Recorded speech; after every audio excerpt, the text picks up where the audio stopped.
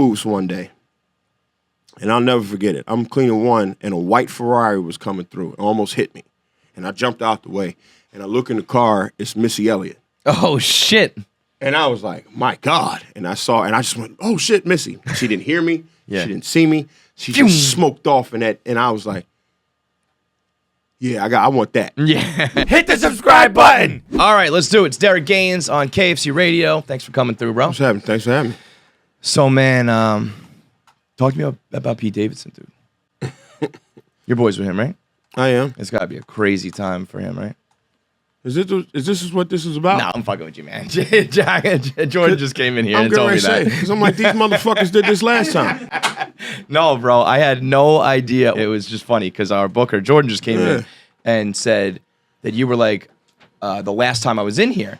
And I was like, I didn't know you had ever been in here before. Because I in this actual studio, but it was Barstool. Yeah. They did some interview, and it wound up turning into a baiting session. Yeah, man, that's trash. They're not longer with us, but I was like, because I figured, I mean, I just started following you, and I got put onto you by Ricky. Oh, and I was shit. like, Mr. yeah, Bliss. That's my motherfucking man right there. Yeah, and that's why. So when he came through, he was talking about like some of the other comics in New York that like he thinks are like next, you know what I mean? Yeah. And so that's why I wanted to have you come through. And then when Jordan said again, I was like, no. Some big meathead ex-football players pull me into the room, all this black love shit, brother, and then they start asking about Pete, and I'm like, man, respect that nigga privacy. Yeah, dude. That, I mean, the amount of people that everybody from Ricky to like every other comic who knows him, it's like, and you're like, you're gonna speak for the dude, you know what I mean? who is a guy who's like very private? We don't have to talk about it anymore, but I just think it's crazy how people do that.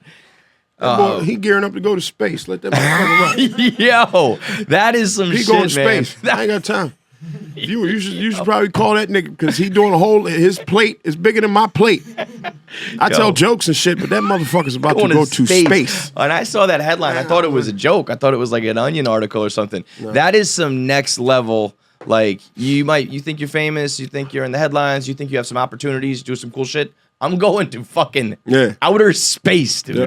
If you got the opportunity, would you go? Would I go to space? Only because my dad wanted to go. Yeah, make him proud. Because Pops, he got into the Air Force with aspirations of being an astronaut. But you know, in the 80s, they got their black quota. Yeah, that's not. So he didn't make the cut. Not happening. Yeah. So if I had to go, hey, Pop, I'll go for you, and then But that would be the only reason because my dad wanted to be an astronaut. Astronauts, even to even like sniff the program, you got to be like the cream of the crop of human existence. The motherfucker, what? I mean, he is. His stats is great. My dad's stats. That's why I think he was pissed off I wanted to be a comic. Yeah. Because my dad went to the Air Force when he was 17, started fixing jets when he was 18, and then he went to the war. He went to Kuwait and all this shit. He was a marksman, studied marksman, all this. All the time, he knew how to fly. And then I think when he hit his 30s, he wound up flying Air Force One for Bush. The fuck out. Bush and Clinton. He was a flight engineer. He was the third dude in the cockpit. So I'm like, when I was like, yeah, Pop, I want to tell jokes. He was like, what? I'm a crack dick jokes. He was like, what?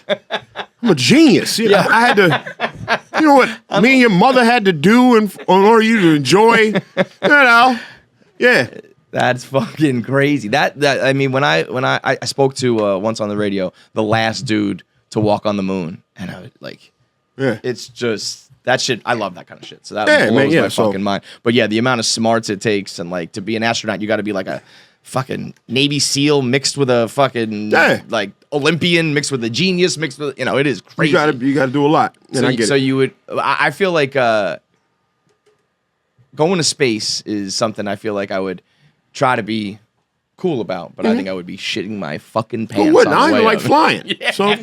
So when the sky turns black again, get the fuck out of here. Like, wait a minute. So wait, it was a night flight. Then it was light, and then it's blue again. Like, wait, hold. And then things start floating in front of you. Yeah, that's too high. That's too high. When I can prove with my own eyes that the world is round, I'm out. I'm out. That's it for me. But I also feel like I assume you're kind of joking about when you decided to do comedy, because I don't know. I feel like comedy is one of the most difficult and fucking honorable thing that a person can do, where it's like it's just you, your balls, your brain, and you go after it. You know. That's where my mom and pop's wit translated. because I didn't have a problem getting on the mic. I started comedy, I was 19. Yeah. Fresh out of high school. Well, not fresh out of high school, 2 years out of high school. Yeah. And fresh dropping out of jazz college. Okay. Oh, so you were doing music. I was a musician. And then I was like, man, I was funny in school. And they was like, you should try this open mic. And this is out in Philadelphia. This is a tough city. Yeah. So they was like, they got this place called the Laugh House where the short dude blew up. Short dude, Kevin Hart. And they was like, yeah, heard of him. They said the short dude from Soul Plane, he blew up from over there. This back 02, 03. Yeah. So I was like, I'll give it a shot. And then I got on the mic and it just kind of made sense. Natural. So that's when the journey began when I was 19. I'm 37 now. So yeah. I just turned 37 myself. Did you have any on March 6th? It was the first birthday that actually fucked with me a little bit. No, not yet. Usually I haven't cared, but I felt like I was getting close to 40, and 40 seems lame to me. Well, shit, during the early stages of the quarantine, me and my homies start working out outside like a bunch of prisoners. So, we start doing yoga on concrete. So our ideas started changing. We started doing push-ups and pull-ups and all that. I was out there with the bar stars and all the mean niggas, So I was like, bring it all on, So 37 kind of feels like 27. All right, good for you, man. I'm feeling like 37's 107. I live in Mount Vernon, and there's these two guys next to my apartment. It's two guys, but they bring family, friends, everybody over. They leave the garage open. They got their own setup, and they fucking chain like a tackling sled and just walk up and down the block. So I just hear metal on concrete. Yeah, man. And it's like I hear it, and it's just like it's calling me to stop being a skinny, fat piece of shit. Like, get up off your ass and just do normal walking. They're doing walking with weights strapped to the weight strap. I'm just, the girls be out. It seemed like girls work out more. They was working out during quarantine, running around. So it was always It was always visually inspiring. Yeah, like, you're doing this for a reason. And then, and then I'm always telling jokes. We was telling jokes on rooftops and all that shit. So me being 37 is just not in New York. It's so fast. Yeah. I mean, in general, like careers can start at fucking 30. Yeah, so it's like, yeah, you might, you get your break now. And shit, you got 2 Chainz and blow up till he's 40. Fucking Morgan Freeman is 145. Do you feel? So you mentioned you were doing music before you did comedy. Yeah. You feel like there's a connection between those Absolutely, two things? man. Yeah. Comedy is jazz, bro. Yeah, Comedy is jazz, especially for me, because I just hear it. It's the rhythm of language. It's it's the timing and the setups and the punches and the wait for this to put this down. So it's all like especially it's all jazz when you riffs. I feel like when you start doing crowd work and freestyle when you and coming up with your own shit, it's very jazz, you're doing this, you're doing that. You gauging the crowd. You figuring out what joke to put where. You trying to talk to this person from wherever versus what they in. Maybe you can call a joke back from when you say, it's jazz. You just shedding on there. It's either a drum solo or it's a saxophone What'd you play? solo. I was a drummer. I was I minored in set. This is gonna be funny. But I majored in Afro-Cuban drums, so therefore it was like congas and bongos and timbales and all that shit. And nobody said I could do it. That's the reason I did it, because my jazz teacher was like, it's very rare that a motherfucker behind the drum set gets a scholarship for playing all the other stuff. I was like, all right, hold my fucking beer, nigga. Yeah. And then I wound up getting a little scholarship. I got a Louis Armstrong scholarship to school and all that. Shit. But it didn't mean anything because I was in there, couldn't play piano worth a lick. I was on my Devin Miles, Nick Cannon shit from Drumline. He can play, he can't read nothing. Okay. Then of course, my piano scores was fucking on my GPA. And in jazz school, piano's everything. Yeah, I was gonna say, unless you're playing one of those like top sexy instruments, you have to be good at piano. Like that's what is like the career like? Okay, let's say you were good at piano. Does that mean you just playing in? Basically, I was playing in bands when I was 18, 17, 18. I was just playing all these bands, and I guess you just start gigging, and then you get on something. It was just a weird. Like, what am I going to do after college? Carnegie Hall type shit? For you to play like for the. Well, now Carnegie Hall is my goal as a comedian. Yeah. So it's it was just something. My SAT scores were so low, but my music grades were so high. That's the only way I was going to get to school anyway. Right. So you kind of take that, combine it with I was always been a funny guy. Yeah, and I was funny in school, comedy. And then I figured out how to harness it on a microphone talking to somebody. So yeah, there's a lot of funny people in school. Yeah, there's not many funny guys. Not many people can take that and put it on. Yeah, man, stage because for 10 minutes, 15 minutes, an hour. I got teased a lot. Inner city school. I used to go to school in Philly, and that's a tough school. You got to be prepared at lunch to be able to Either snap or fight. Right. And my mom wasn't really keen on fighting because, you get in fights, you get expelled. You get a bad school record. Yeah, most moms are not. And my mom is a single mom. She was always working, so she trusted me. Hold up your side of the deal, motherfucker. You got to stay in school so I can go work. So this can be, you can't be cutting up while I'm at work an hour away. So she didn't really like me fighting. So I had to get witty. I had to get witty. Yeah, very witty. One of my favorite things that I feel like is going on right now. You see T.I. on stage? Yeah. I feel like there's such a lot of commotion behind that. Yeah, is there? I mean, I just saw like the initial headline. Lot of commotion. In what regard? Like a lot of T.I. makes a strong point. Comics make another strong point. But, in order to stay away from beef, unnecessary beef that you don't want between the rap game and the comedy game, just, do what Seinfeld do it. Seinfeld said it best. The comedy ecosystem balances itself out all the time. Yeah. So the crowd will be honest. If he bombs, he bombs. Yeah. He'll figure it out through his own journey. But what are comics mad that he's like? Yeah, because he's jumping. Yeah. But not doing open mics in front of like 3 people. But that's kind of, that's show business, right? Like but you can't really get mad because, it's enough for all of us out here. It really is. If you really calm down, smoke weed, and figure out what you need to do to stay focused and not hate on nobody else's kind of grind, you'll get your own whatever. Whatever T.I. is going for, T.I. will get. My thing is also like, okay, he didn't do the comedy grind, but he was busy doing the music grind. So it's not like that guy hasn't worked hard in his life. Absolutely. It was a different But now comics is just mad like, and T.I.'s whole argument is like, I've been around comedy since I was 17. And in my head, I'm like, there's one thing to drive around a college. I was going to say. And there's another thing to go to college, right? Yeah. I've been watching around the parking lot all day. You're but not go to school, nigga. So it's like, the fuck? Yeah, but no, I get that. You do you, pimp. I'm over here doing me. If we collide, I'll throw you on the show. And I hope you do well, because if you don't, that's when my comedy takes over and goes, for sure. All right, let me balance this shit out.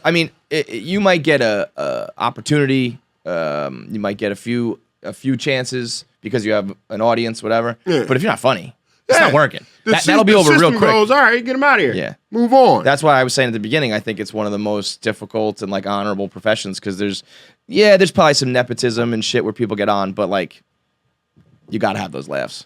Ain't nobody paying for something that's not funny. And then what cracks me up about comedy now is because they're not getting laughs, they say that comedy is ironic or meta or it's another angle of, and then they tell you that you just getting laughs ain't comedy no more. Yeah. Kiss my dick. Yeah. Are you out of here? Who brought the camera? Right? Look, man, I got in the game. I don't know if y'all watch Def Jam, because if you got white followers, black followers, Def Jam. When I used to watch Def Jam as a kid, I used to go, how is it that one dude can stand on this stage and have a bunch of people graduating in the audience, throwing hats, boots, everybody's high-fiving and shit. Like, wait. People, doing it, put boots in the air. Like, you go, that is what I'm trying to do. Yeah. How do you do that? Yep. And, when I was 14, 15, God bless. When I was 15, this is when Dave Chappelle put out Killing Them Softly. I'm 15 years old watching some little skinny black dude with Tim's on make people laugh every 8 seconds. I was like, that right there is whatever I'm trying to do. That right there. So comedy's for the laugh. See, I even commend you for even like I saw that and I was like, that's hilarious. That's amazing. It never even entered my mind to be like, I'm going to try to do that. Yeah, that's like good on you, and then to go actually achieve it, because it's like I wouldn't even begin. Well, I was Alecky in school. Yeah. I was always trying to be the one to get the last little, I got you. Yeah, the last in dig. School, I used to get in trouble all the time because I used to tease the homeroom teachers just to get, my homies to laugh and all that, and it used to work. And I would get them all, I would trigger them. So I used to trigger motherfuckers before triggering was a thing. So it had to be, because in school I was always like, in recess, you sat at my table, it was about to be Def Jam. We going around, we snapping on each other, we eating food. Right. Just always create the vibe. But so like, that whole table, and are other kids in the game right now, or is it just you? You know what I mean? From school? Yeah. Nah, I met all my homies at the comedy club. Oh yeah. Okay. Like school was the beginning, but you gonna meet the guys you want to talk that philosophical comedy shit with at the comedy club. Yeah. You gotta find something that's on the same. You gotta find someone that's on the same grind. Sure. As you. That's on that same silly frequency as you are. You can all crack jokes at recess, at people lunch. People get fly in school, but Some people go, I could do this in my neighborhood forever. Yeah. And me, I was like, I need to do this somewhere else. This could be bigger. And I always thought like that. And you think that's just a personal some people get ambition, it, some people don't. Yeah. Because I feel like that, to be even able to envision, like I said, I see that and I'm like, I like that. I'm entertained by that. Yeah. Not like I can do that, I mean, what we do here is we're not, stand-up comics. We're just we're shooting the shit. Comedy comes from getting on stage. Shit like we do a live podcast, and I'm very lucky that we're at some of the same theaters and clubs that like the greats are. But we're just me and my buddy. He's not here today, but the guy I usually do the show with.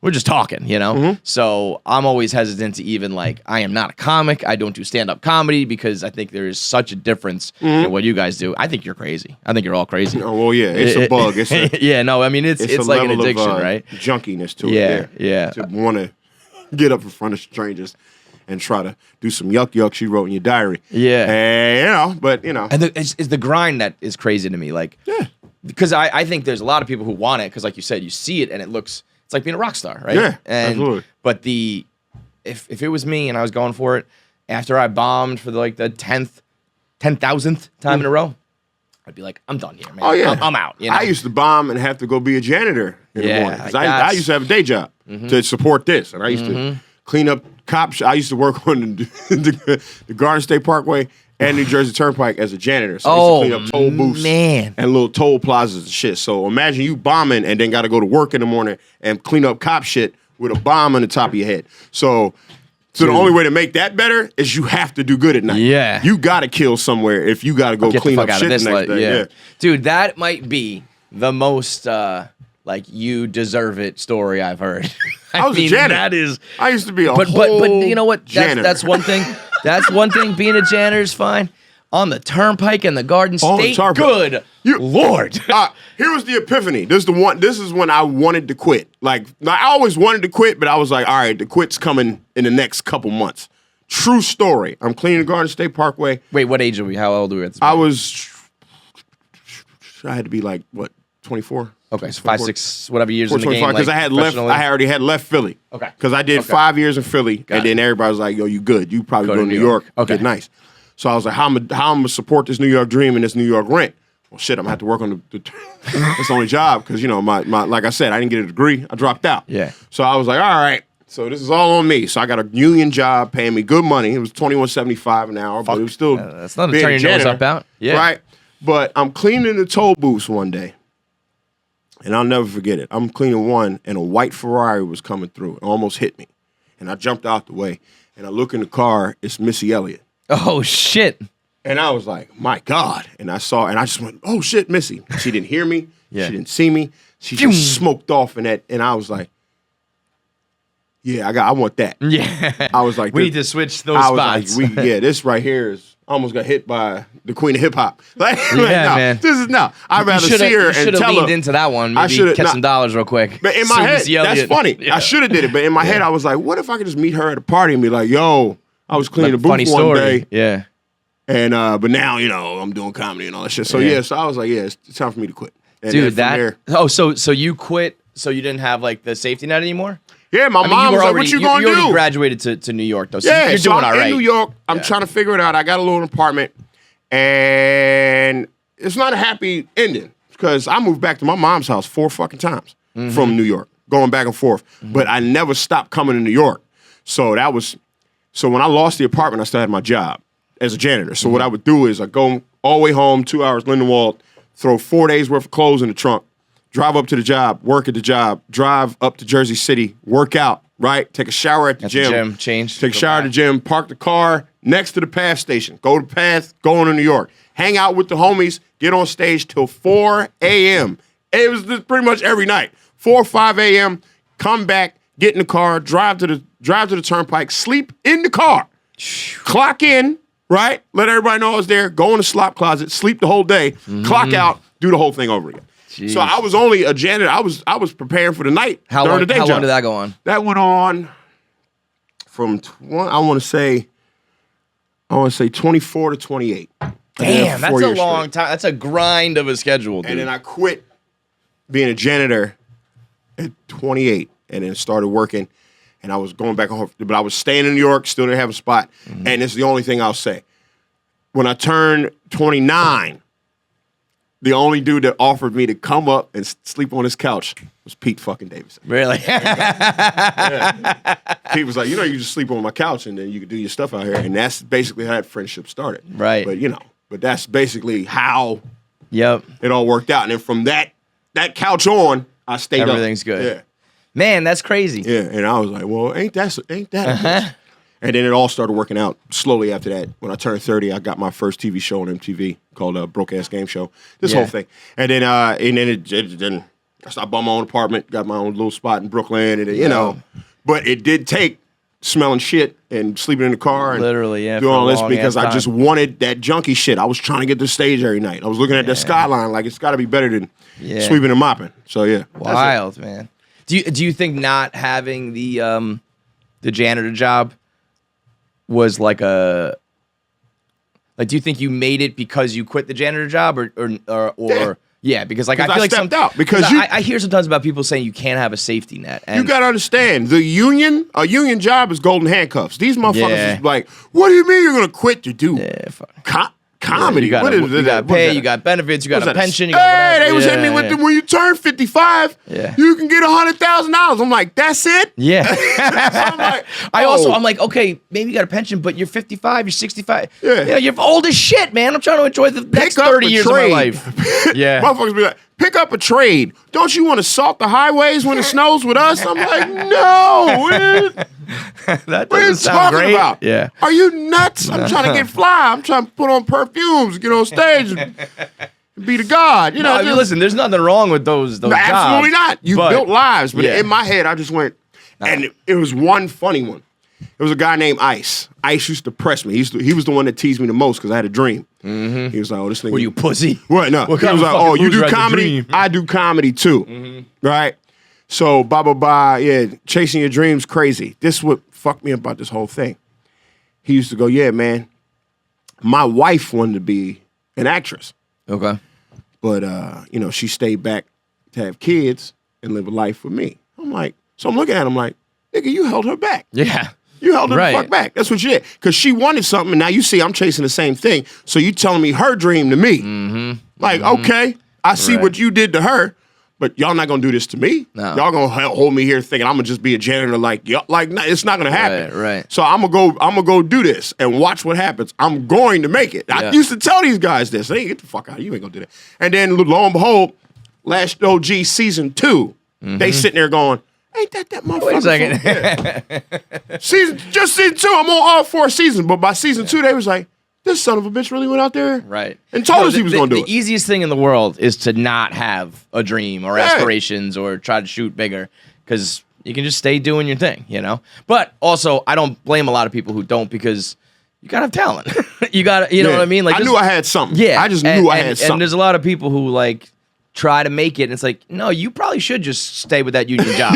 Like, don't fuck up a good thing because you don't got the goods, But if you know you got something, take up a trade or something. Yeah, exactly. Yeah. Like a lot of people over there, it's called a dream for a fucking reason. Knit a quilt or something. Yeah. You better make dinners. Cook food on the side, something. Make yourself some extra money. Yeah. It's funny too, though. How it's like you need to be good. You got to have talent. Got to have hard work. But then also like a little bit of luck, like a dude like Pete being like, you can stay on my couch, which is not the great he didn't put you on, but just simply not having to drive back home. But he kind of did because I was like, man, oh man, he lives so close to the A train. I was always I was in the city, so I was like, all right, this worked out. How long did you? That was part of the 24 to 28, or no? That was from 28. I stayed at his crib for like a year or 2, and then I moved. Then I finally moved to Brooklyn. Right. I got up out, and then I started. I just started beating the pavement, man. Beating the pavement, doing TV during the day because I didn't have a job. I was doing TV. Right. So TV during the day, then stand up at night. And I was like, I think I like this. Yeah, it's a lot better than fucking. And then, you're still working around the clock, but it's a lot different than Turnpike. Yeah, and then the ups and downs of TV. Yeah. Hot show, lose a hot show, go to LA, try to get another hot show, don't get the show, come back to New York, on my ass, get another show. All this, like it was like, oh man, the money was different. It wasn't $21.75 an hour. It was up sometimes, low sometimes. And you go, damn, this is a new channel. That's not like I feel like once you get some money, I'm gonna buy this. I'm gonna live like that. Absolutely. And then all those I sudden, did whoop, what it's every gone. black kid that just goes, told y'all, I bought all the sneaks and, and get a chain, secret in a car, and you made it, right? Yeah. Then I lost it all, and then I had to start over again. But thank God I didn't lose enough to where I had to move back to my mom's house. I actually was like, all right, just repile. So it's an ebb and flow. Well, I feel like the internet has probably made it a little bit easier to maintain some, right? Like if you get on a show, you get some airtime, but then if that goes away, it's gone. But hopefully, even if your show disappears or whatever happens, you get those followers, you see them every day on the internet, whatever. I remember talking to Annie Letterman. She was telling me after she was on Chelsea Lately, there was a period of time where she Annie's from Philly. Shout out to Philly. Yeah. After that, though, which was like a, hit show and she was on it regularly. Yeah. After getting that, there was a period of time where she slept in her car, lived in her car. It's like, it's not like you make it and you just make it. And but I feel like now it's... Friends. You need friends. Shout out to Dave Temple. Shout out to Monroe Martin. Rest in peace. Chris Cotton. Those are my guys. Yeah. Dave is who you do No Need for Apologies? Yeah. There it is. We used to run up and down that turnpike trying to... And Chris used to have a beat-up car. There was a lot of just back and forth and doing these awful shows, but we did them. We just did. We just kept beating the road. We was like, it'll happen. I feel like the Philly gang right now is pretty strong in the comedy world, right? Like doing pretty good. Us Philly guys, and Philly guys and Philly girls. Too. Yeah, a lot of you motherfuckers who are. Shout out Monroe Martin, big act. Dave Temple, big act. Chanel Ali, big act. I'm okay. And who else from Philly? Ant Moore. Reggie Conquest, the gang is out there. Right. We all at the cellar. It's just we be hanging out. I mean that's a city where you sharpen your skills. You cut your teeth for sure. Because in all ways, not like on stage, but in the city. But the open mics the open mics were real. Yeah. They were shows because all the college kids from Drexel and Temple would come down $5, free chicken tenders. So of course, so you're not doing it in front of like 3 people. So you're not doing it in front of your little friends that want to do comedy. You and your friends that do comedy, like, yo, man, don't go bomb tonight because the crowd out there. Yeah. And then if you bomb, we going to talk about your ass. So you go, damn, I'm going to get hit from the comics and the crowd. So I got to get funny a little faster. And that's what Philly was. So Philly just prepared me for what it is that is New York. And then I've heard this a million times from everybody in the industry. You really do like graduate in a way to New York. Yeah. Are there people who just stay in Philly, though? Yeah. Like, there's a lot of people. Because a lot of funny people I know stay in Philly. There's still tickets Some people and just in don't Philly. And they don't want to matriculate because you got to fall off your horse to graduate in New York. But that's what I mean. Like if you are the funniest fucking guy in the world, you really would I don't know if I would if I was Philly and I love Philly. Some people stay shout out to my sensei, Toure. Toure stayed in Philly. Now he owns Philly. Yeah, he's the number one comic. Yeah. Maybe back in the day, I just feel like, again, with the internet and everything being digital, it's like you could be in fucking, well, I don't want to say you still got to be in one of the major cities, but I feel like you can. Yeah, sometimes if you can fold cash in the city you fine. Yeah. Me, I've always just loved New York. Oh, okay. Even when I was a kid, I remember when my mom thought I was handsome when I was 3. She had me drive up here, try to do cereal commercials. And really? Shit. And I never got them, but I was always in love with the buildings. I was like, oh my God, it's just like the height of it all. Yeah, everything's moving so fast. I don't know why, but there just is something different about New York. And a lot of outside of people are like making fun of New Yorkers, almost being like, you guys think it's so different and special. And I'm like, and so even with the Knicks, it's like people talk about how the MSG is the Mecca, but the Knicks suck. And it's like, yeah, you're right, but I don't know why. But there just is something different. There's a reason why when Jordan and Kobe and LeBron come to the Garden, they ratchet it up. There's a reason why comedy is here, why business is here, why everything is here. I don't know why, but it just is different. It's got to be some kind of city. When I see tourists take pictures in front of a Bulls balls and fight out, like New York is just. You know why I like it so much? Because people who don't go there a lot always talk like it's the craziest place.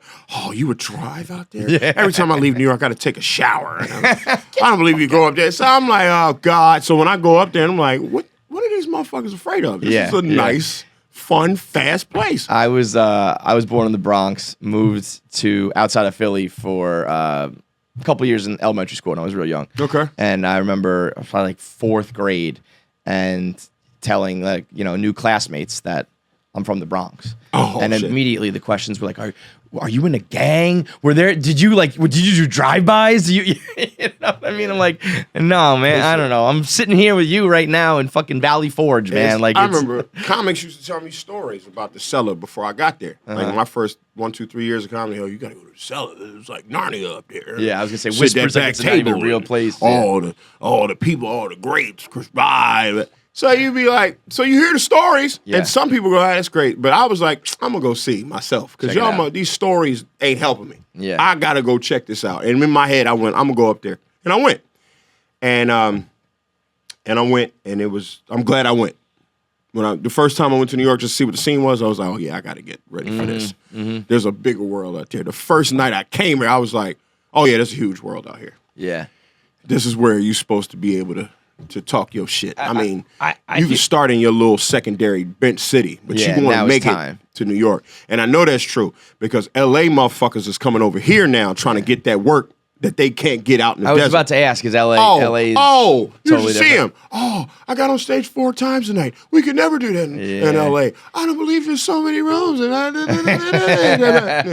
Well, if you're a fan of comedy, you can bounce around all week, all night. Yeah, I mean, they're and it's not like I remember at one point, if you was a new dude at the Cellar and SD liked you, you could make $2,000 a weekend.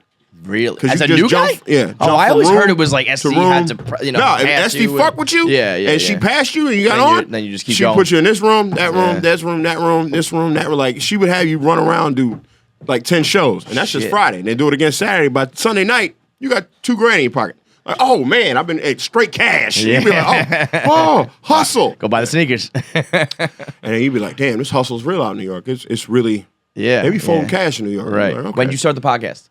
We started the podcast. Me and Monroe started it, I want to say like 2 years ago. Okay. And then Ro, he got on some Trevor Noah shit and had to move on.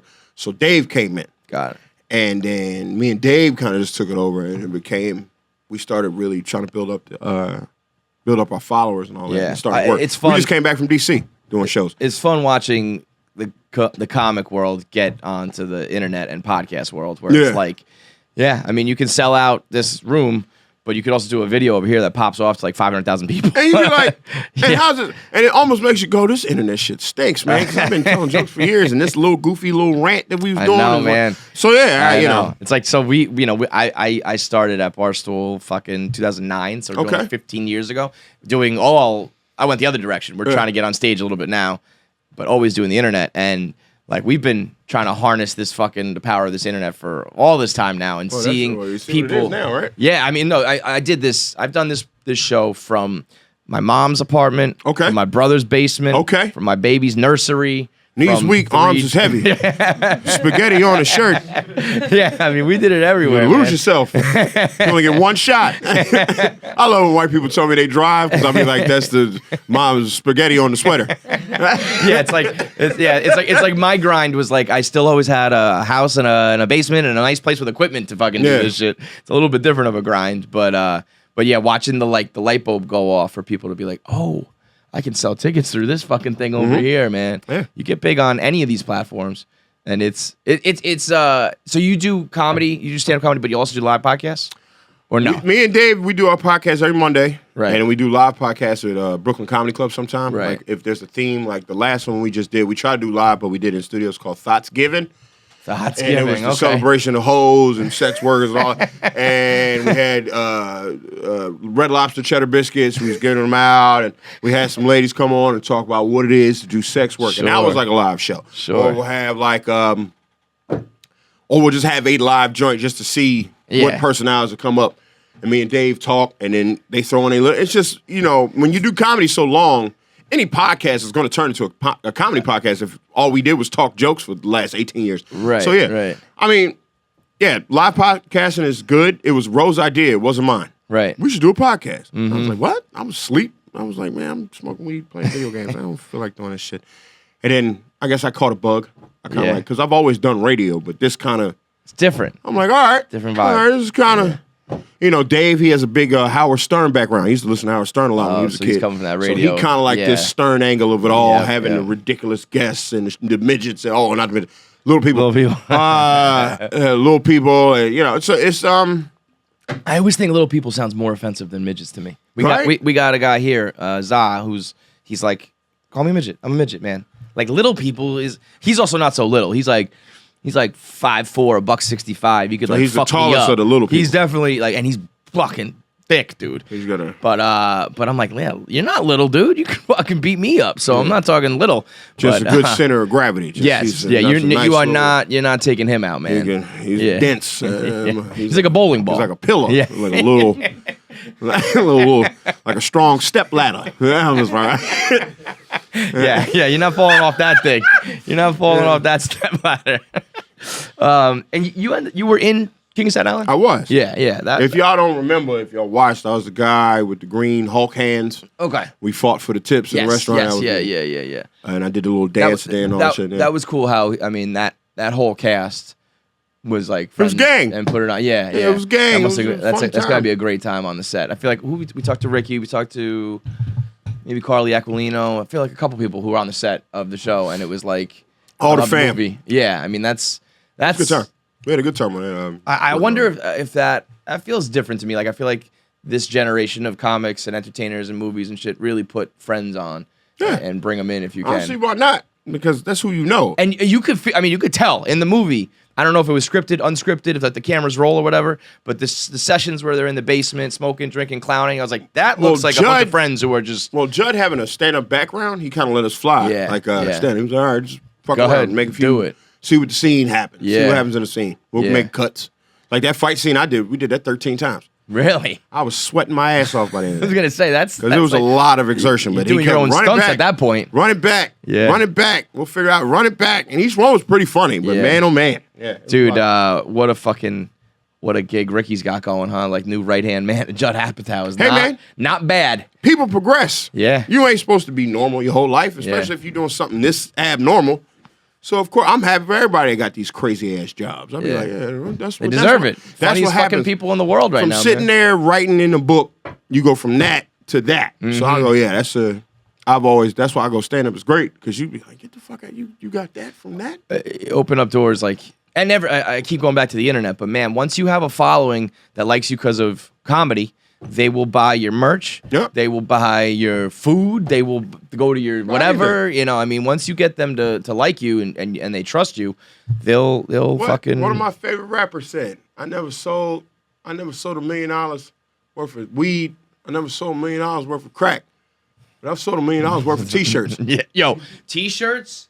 We said I made millions off t-shirts. This place was built on t-shirts, and particularly early on, the shit that we used to sell was very stupid, dumb slogans, a lot of sports related shit. But man, it kept the lights on, and people used to always be like, "Oh yeah, like that t-shirt company that also writes or whatever." I was like, "Yo, not COVID weed." But listen, you can make, and now we sell like actual clothing and shit now. But back in the day, silly ass t-shirts, and the only like proof you need that it's a good business, go to a sporting event, wait for a timeout, watch them throw t-shirts in the crowd. Motherfuckers will be killing each other for a free t-shirt. Oh yeah, especially if it's out gun. Cannon. If it's out that Cannon, that's when you know it's good. Getting stepped on, parents fighting, all for a free fucking t-shirt that sucks. It says, shirt out it's got a promotion all over it. So when motherfuckers like Cannon t-shirts, like come out of Cannon, extra I gotta special. If it comes out the Cannon, we need to get it. You ever shot one of those cannons? I have not. I heard it's invigorated. So I'll be watching like, damn, that look like a t-shirt cannon. Holy shit! You feel like you got the power of God in your hands. Because I've always liked the sound. Yeah. Dude, it's got this little air pressure gauge, and you pump it up. We were at the Wilbur, man. This is like 7 years ago. And they told me, like, you only need to pump it a couple times. So I'm just shooting them. Boom, boom, boom. Yeah. And then I was like, fuck it. Crank it a bunch of times. This shit hit the back wall of the Wilbur. And I was like, I didn't, because the lights, I couldn't see where it went. I was like, oh, God, I'm going to get sued. That's going to take somebody's eyeball out. A rubber band's going up someone's nose or some shit. Those guns are fucking awesome, dude. And anytime you get a chance to fire one, Make sure you do it, dude. Yeah. T-shirts are man, and the T-shirts. Merch on the internet, man. It's we sold merch. I know it's a grind, and sometimes that's some still wild bad. shit. It's a great All hat, right, man. Let me explain how we did it. First show was more packed. Friday. First show was more packed, but we didn't have our flag up. Okay. We didn't put the NNFA flag. And when so is the this? second show, this was in D.C. this weekend. Oh, okay. Just Me, Dave, Dylan, the No Need for Apologies gang. We out in D.C. having a good old time. Friday night show, we didn't put our flag up the first show. We didn't sell the T-shirts. Second show, light. Put the flag up. NNFA, me and Dave went on stage after I did my 45, and we did another 25 of me and him bantering. We sold all the T-shirts. We sold most of the T-shirts that night, and then the next night, same thing. So he was like, "Yeah, man, when you present them, they have something funny behind it. Oh, right. Like, then I you want that. It's also just it's a good, some colorful shit. Easy peasy, man. Yeah, and we just got tasked this weekend, so yeah. Oh wow, so you guys are official. Yeah, we gang. There's no we can't going quit back now. on this one. Because anytime people get it's on my wrist. When you get it tattooed on you, it never falls apart, man. Yeah. We gang. Yeah. We've been gang because the responses we get was like, yo, like we get black comics, but y'all motherfuckers really in here putting y'all foot in ass, like making white people all weird. Black people was coming up to me in Austin, was like, nigga, where the fuck y'all been? Like, he was like, we ain't heard it like this. Like, Well, when you do in Brooklyn you do Black as Fuck? We do Black Ass Comedy Show. Black AF. Let's call Black Ass Comedy Show, but Black AF is the one that Facebook lets us promote. Got it. They don't like Black Ass for some reason because we can't. So we do Black AF. Black Air Force One has its own connotation, right? Yeah, so, and then we put little sneakers on the A. I like it. So they all okay. Yeah, but it's Black Ass Comedy Show every Sunday, 10 o'clock. It's and the Sunday that's shows. like the whole lineup is all black comics. All black comics, a pretty black crowd now too. I was gonna raucous, say. nice, Def Jam style crowd. That's what I love most about the black comedy scenes. And you mentioned it before. A white guy goes up there and kills, and the crowd would be loud, and they might be clapping. A black guy or girl kills, and they're running up and down. They're graduating over. Graduating. But what I will say for y'all defense, Big J Ogerson came Christmas and flipped that room 4 times. So he was like, I saw black comics in the back like, oh, that's what the fuck we doing here? Like motherfuckers start rewriting jokes, shit. Oh yeah. So no, it's the room that I want you to do good in. Because if you do bad in that room, you do really bad. But if you do good in that room, you do really well. Yeah. And the Black Ass comedy show, it's reminiscent of Def Jam. It's reminiscent of the old 90s style of comedy. And BT Comic View type shit? Not even that. No. Def Jam. Don't even think BT. Okay. Nah, go straight HBO 91. Okay. Like, oh, in their coats. I got the goons in the back with the coats, the girls up front, and on the side, and you close. So when you killing, it's a lot of high five, and we play Uno at the end of the show. Man, we got the Uno competition and fucking the Barbie popping. Listen, white people just don't have that. Like we just don't have that. What's the comparable thing that we do? Let me explain something, y'all. Y'all can have it. I don't think we can. Just y'all appropriate a lot of shit. All of the shit. Not a lot. All of the shit. I'll be like, why don't y'all appropriate a block party? Just go and watch how black people party. Yeah. Just get some ZD, right? Get a ZD and a bouncy house, right? And y'all can be good. Y'all like ZD, right? Y'all like bouncy houses, beef and beers, all that shit, right? And just instead of playing goofy music, just play rap music and you'd be good. Is the bounce house, is that... Like, I just wish white people know how to rally a little better. Because every time y'all rally, somebody dies. I don't know. Usually when white people rally, it's not a good idea, bro. But I'm like, God damn, if y'all could just get a DJ. Yeah. Get a DJ at y'all rallies. I guarantee you have a better time. And then all of a sudden, it'll be fun again, right? Make America play fun again, Parcheesi, get Patagonia to sponsor you. I don't know what the fuck y'all need to do. Yo, it's a crime that Patagonia hasn't sponsored Barstool yet. Come we on, need to man. get some of the Patagonia dollars. That's y'all North Face. That's y'all North Face. Put the Patagonia vests on, and it's Patagonia down. Patagonia presents White Ass Comedy Show, but it's nice. I'd go. I would go if you had fly-ass sponsors. If I do White Ass Comedy Show, you're coming through? I'm coming through. If I do White Ass Comedy Show, I'm getting canceled. So if we, and I feel bad. If we imagine that, if I said come through for a night of white comedy, white comics only, that's gonna go over real well. Bring your hoods, bring your torches. It's gonna be great. Yeah, man. Nah, that's not gonna work. If y'all don't bring if y'all leave the tikis at home, y'all might have a good time out here. Play cards. Play cards after your comedy show. We play Uno after the show. That must be a fucking scene, yeah, because dude. some of the girls come in talking shit. You know, I love talking shit to a pretty girl. And then playing cards, and then you beating them at Uno. Oh. I feel like if you have a night where you kill on stage, and then afterwards you're dropping a draw 4 or whatever on somebody, it's gonna be like the greatest night of your life. Absolutely. It's gonna be the greatest feeling in the Who world. the fuck you think you are? Yeah. Drop 4 on me. You know, it's just all, it's fun. I love yeah, it, man. So, Black Ass Comedy Show, no need for apologies. But yeah, it's graduation. That's great, man. It sounds like you're absolutely killing it. What do you think? Is it? What's the dream? What's the last thing? Is it just comedy, or is it movies? Is it books? Is it you know? Well, my space. My whole thing, and it's still light. I just want to own a 1-bedroom apartment in New York, in Manhattan rather. But and build, because my girlfriend, she lives. Sure. She got a nice little 20th floor thing. She want to get a penthouse at one point, but right now it's just like I always just want to pack out rooms. I always want to have. Oh, we sold out. We got to add another room. I always think that's the hottest shit ever. Yep. I've never been able to do that. I've sold out shows, but not to where we had to add 2 more shows. So on my name alone, adding 2 shows in any city, I go. So I'll do the movies, I'll do the TV shows if it can come down to me just packing out those rooms. And I go, okay. Bro. And then I get to do stand-up. Because I write jokes every single day. I'd be in my phone just going. The notes app, right? Yeah, I'm just always in there jotting some silly shit down. More silly shit. And then when you finally go on the road and do hours and you're doing 45 and 50 minutes, 60 minutes here, you just get a plethora of just stuff just running through your head. And I just kind of like just being on stage, seeing if I can make you laugh this way now. Yeah, man.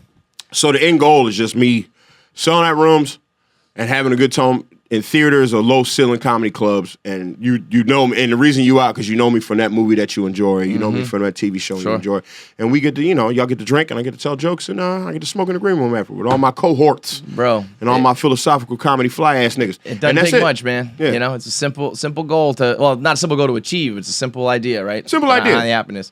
Where can people get tickets and all that? Go to NNFA podcast page on Instagram, NNFA, just NNFA podcast, and it'll show up. And then my personal page, The Great Boy, TheGreatBoy on Instagram. I got that when when Instagram first started, and I was a janitor. I'll never forget how I got this name.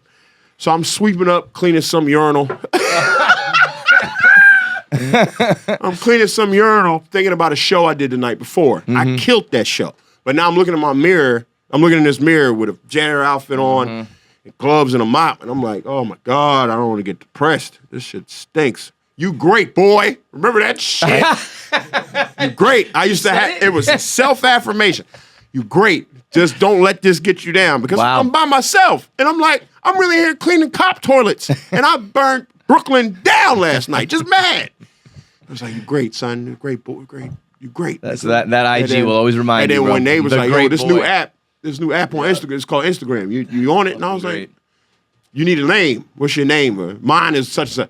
I was like, The Great Boy. The Great Boy? And then I got it. And I was like, all right. And then from then on. I love it, brother. But yeah, good absolutely. Shit, man. Y'all was great. This was thank you, man. Appreciate it. Much more success and come through whenever, man. Absolutely. Thank y'all for having me. Wonderful, wonderful. Barstool, KFC. Not Kentucky. What's that stand for? Not Kentucky My Fried. initials. Oh, okay. That's better. Make sure you subscribe to KFC Radio on YouTube to get all the video content.